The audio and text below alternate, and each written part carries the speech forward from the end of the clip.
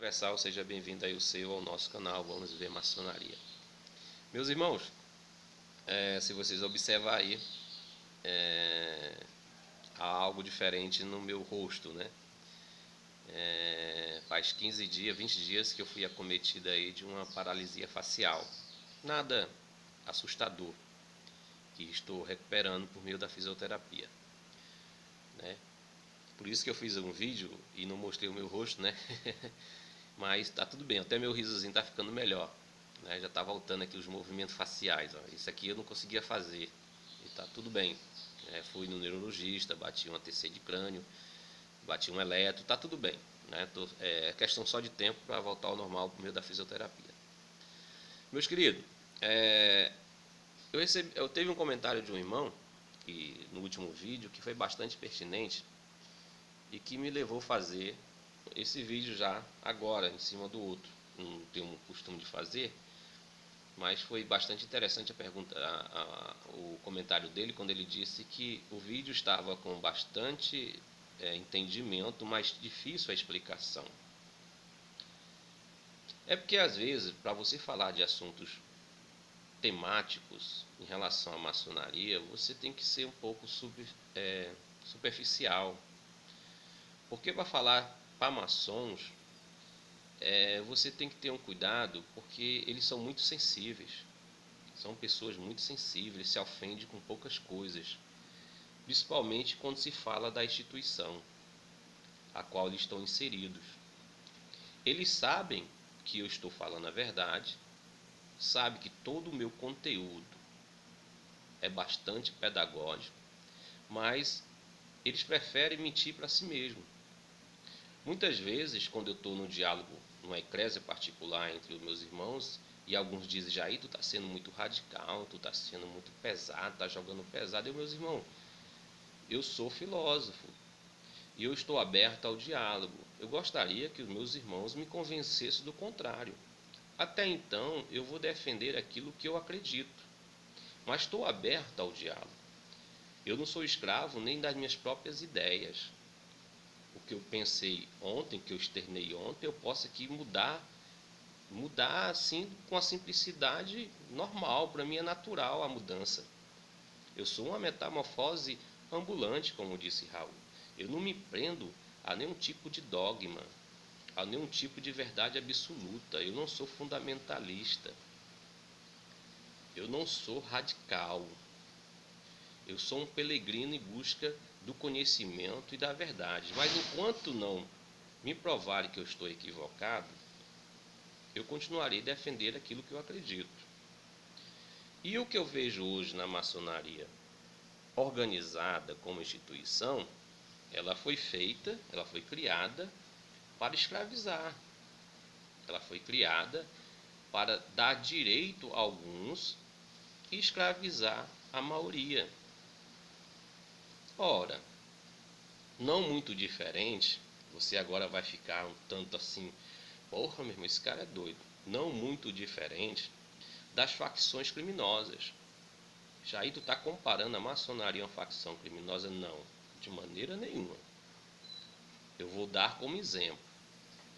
Quando se cria uma facção criminosa, o líder, o indivíduo que pensou, o indivíduo que organizou, você acha que ele pensou no bem comum? Se ele pensasse de fato no bem comum, todas as riquezas adquiridas pelo tráfico, pelo crime, pela organização, ele dividia com os demais associados, por aqueles que foram batizados, por aqueles que passaram pelo rito iniciático das suas facções, ele dividia as benécias. Mas o que a gente vê é que o indivíduo que idealizou, ele escolhe uma quantidade de asseclas, né? Aqueles que estão dentro do padrão, digamos, de pensamento, né? Eu chamo até esses de ditadorzinhos, né? Que gostariam de ser o ditador, porque não existe um ditador se não tiver os ditadorzinhos, aqueles que comungam e compartilham da ideia daquele indivíduo que está a dirigir aquela instituição ou aquela facção. Então, o que ocorre que os associados, eles ficam em devaneios, eles ficam numa fidelidade cega, acreditando que aquilo ali está lhe dando benézias, mas na verdade as benézias só quem está usufruindo é aqueles que estão no topo da pirâmide.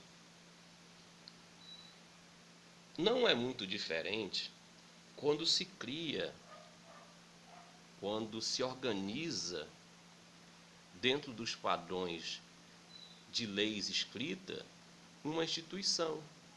Eu sempre gosto de falar que eu falo que todas as instituições, não especificamente a instituição maçônica, mas toda a instituição, ela é criada para tirar o teu direito individual e lucrar com a coletividade. Veja a instituição Estado. Veja, não existe o legislativo, o executivo, o judiciário, não são eles que de fato têm as benézias do Estado? Não é um corpo legislativo que desfruta de fato das benézias do Estado? Não são os melhores salários? Não são os melhores da vida existencial? Se você me convencer que é diferente na maçonaria, eu prometo para você que não falarei mais. Eu prometo para você que não tocarei mais nesse assunto. Se você disser para mim que as lojas são beneficiadas pela instituição, pelo corpo administrativo, ou seja, da potência maçônica, Grande Oriente, Grande Loja, Grande Oriente Independente, que de fato essas instituições, no seu corpo administrativo, eles dividem as benézias com a loja, eu ficarei calado. Mas não é verdade que os irmãos da loja, eles vivem praticamente a sua vivência, o seu labutar constante para construir os seus templos, eles que cuidam do candidato, eles que fazem todo o processo, e a instituição simplesmente desfruta daquilo que é dos benefícios que as lojas direcionam à instituição, e que mais tarde é visto que o corpo administrativo desfruta das benézias, do luxo, das pompas. Me faça acreditar que não é desta forma. Me diga, de fato, qual foi a loja, uma loja que, digamos, recentemente que os irmãos se reuniram e resolveram fundar uma loja, e que ali o corpo administrativo daquela potência diz assim: olha, não se preocupe, nós vamos dar um templo para vocês, nós vamos comprar os móveis para vocês, nós vamos deixar tudo no luxo, tudo bonitinho, vamos decorar o templo, não se preocupe, vocês não vão ter nenhum gasto. Me convença, me mostre que isso acontece. Ou não é verdade que é os irmãos que começam a reunir em um lugar um tanto fúnebre, e aí eles vão trabalhando, vão se esforçando, vão doando o seu sangue, vão trabalhando, vão construindo o templo, e nesse intervalo ainda continuam cumprindo as suas obrigações em relação à instituição. É aquilo que eu sempre digo: só vai, nunca vem. Eu acho que a fatia do bolo deveria ser compartilhada por igual. Então a minha revolta, digamos assim, é para que os irmãos comecem a despertar. Eu não quero que vocês deixem a instituição, de maneira nenhuma. Eu nunca fiz um vídeo aqui dizendo que você tem que deixar a sua loja, que você tem que desassociar, que você tem que deixar. Não. Eu quero e gostaria que você despertasse, que você começasse a criar um movimento dentro da sua loja, dentro da instituição, e começar a dizer que também quer desfrutar das benézias, que algo está errado, que você quer viajar também para outro estado, que você quer compartilhar de bons churrascos, das boas bebidas, que você não quer ter um direito simplesmente quando você morrer, mas você quer ter acesso às benézias presentes. É isso que eu venho trabalhando. Enquanto eu tiver fôlego de vida, eu tentarei. Eu não vou mudar o macro. De maneira nenhuma. Seria loucura minha pensar que eu vou mudar uma instituição que já está aí pendurando há 300 anos. Que, na minha opinião, já está falida.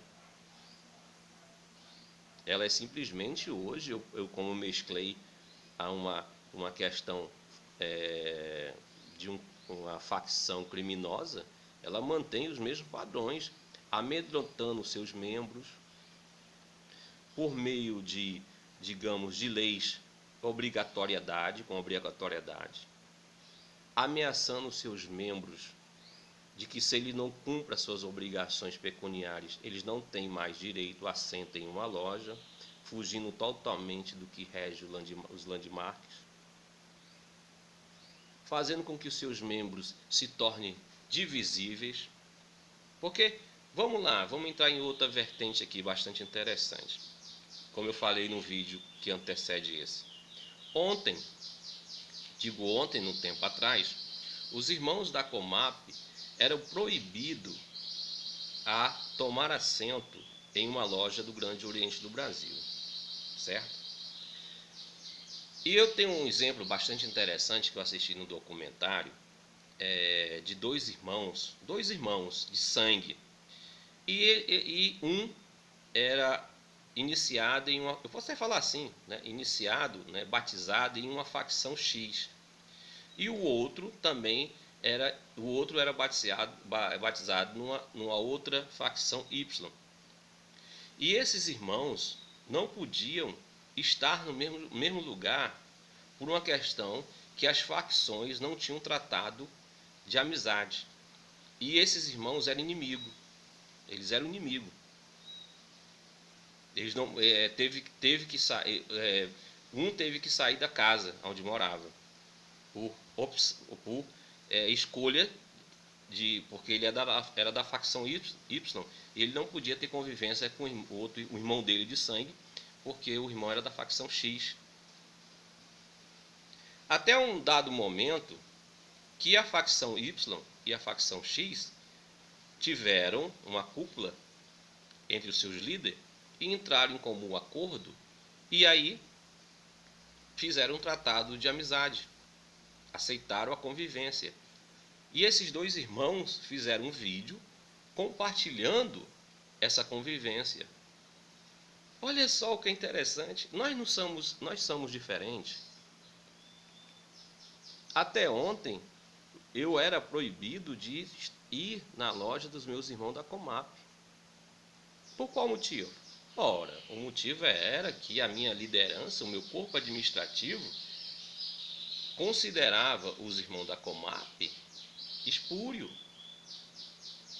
E a lei dizia que eu não poderia ir na casa dos meus irmãos, tomar assento em suas lojas,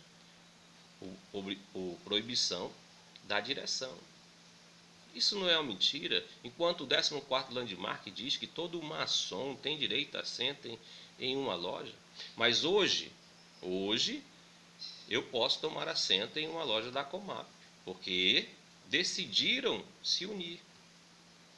E por que não seria mais fácil dar direito de fato e fazer o direito do landmark, que todo maçom que está mesclado à iniciação maçônica, que está dentro dos padrões de regularidade maçônica, pode tomar assento? Então não há uma diferença, meus irmãos, entre as instituições. Deixa aqui, se inscreva no meu canal e comente se eu estou equivocado, se eu estou falando falácias, se eu estou mentindo. Os meus vídeos são um pouco comentados por maçons. Sabe por quê? Porque são verdades. E é difícil você encarar a verdade. É difícil você encarar a verdade. Como disse Renato Russo, a pior mentira é você mentir para você mesmo. E o que acontece com o maçom é essa mentira que ele mente para si mesmo. E há muito tempo, meus irmãos, nesses últimos 5 anos, eu não consigo mais mentir para mim mesmo. E o silêncio, como eu disse, o silêncio em você não aceitar que sua esposa está lhe traindo, isso não quer dizer que ela não esteja te traindo. O silêncio em você não falar em relação à instituição, isso não quer dizer que ela está te fazendo bem. Por isso que eu clamo aos maçons: sejamos maçons, sejamos homens livres de bons costumes. Isso não quer dizer, meus irmãos, que vocês deixem as suas instituições, que vocês deixem as vossas lojas, não. Mas que você busque os seus direitos, que você faça valer o seu direito de expressar os seus pensamentos. Sabemos nós, se eu falasse um negócio desse aqui em uma loja maçônica, o venerável cortava a minha fala. Com que direito? O direito do autoritarismo, do fundamentalismo. Eu vou continuar trabalhando dentro dessa temática em outro vídeo, viu? Vou ficando por aqui para o vídeo não ficar muito longo. Te amo sem te conhecer.